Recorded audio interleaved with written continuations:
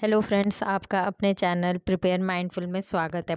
आज हम 8 मिशन जो national action plan on climate change के अंदर आते हैं उनको याद करने की कोशिश करेंगे। तो हम इसको एक स्टोरी के माध्यम से याद करेंगे। अब देखिए, हम इसको कैसे याद करते हैं कि जैसे हमारा घर है, हमने उसमें जो है सोलर प्लांट लगाया है। ठीक है, तो हमने अपने घर में सोलर प्लांट लगाया तो हम नेशनल सोलर मिशन के पार्ट हो गए। ठीक है, तो जैसे ही हमने सोलर प्लांट लगाया तो एक टाइप से हम जो है कोल को कम वेटेज दे रहे हैं। ठीक है, एंड रिन्यूएबल एनर्जी को ज़्यादा वेटेज दे रहे हैं। तो एक टाइप से देखा जाए कि हम ग्रीन इंडिया को प्रमोट करना चाह रहे हैं सोलर एनर्जी को वेटेज देके।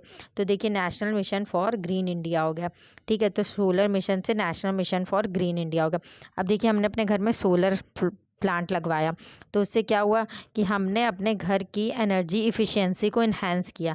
ठीक है, तो हमने अपने घर की एनर्जी इफ़िशियंसी को इन्हांस किया तो national mission for enhanced energy efficiency हो गया।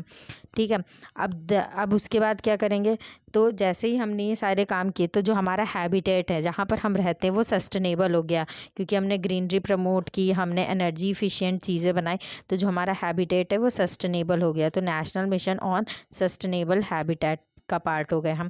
अब देखिए, हमारे आसपास की सारी चीज़ें सस्टेनेबल हो गई, तो अब हम बाहर देखेंगे। तो अब हम बाहर आएंगे तो हम क्या देखेंगे, हम हिमालयन इकोसिस्टम को सबसे पहले सस्टेनेबल बनाने की सोचेंगे। तो देखिए, national mission for sustaining Himalayan ecosystem. क्यों हम सस्टेन करने को सोचेंगे हिमालयन इकोसिस्टम को? क्योंकि हिमालय से ही वाटर आता है। ठीक है, और वाटर हमें पता है कि सबके लिए बहुत ही ज़्यादा ज़रूरी है, चाहे प्लांट्स हैं, एनिमल्स है, बर्ड्स है, सबके लिए इम्पॉर्टेंट है। तो फिर उसके बाद हम नेशनल वाटर मिशन का पार्ट बन जाएंगे, क्योंकि हमने हिमालय को सस्टेन किया है, उसके इकोसिस्टम को सस्टेन किया।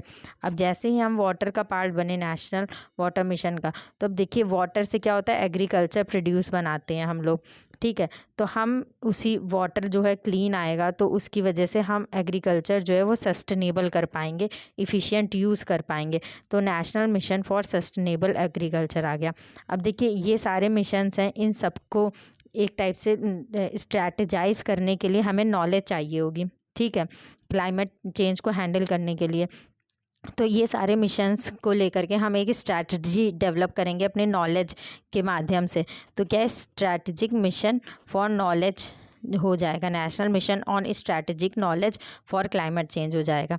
ठीक है, कि ये सारे मिशंस के लिए हम स्ट्रैटेजी डेवलप करेंगे ताकि क्लाइमेट चेंज को हम कॉम्बैट कर सके अपनी नॉलेज के थ्रू। तो हम ऐसे करके याद कर सकते हैं।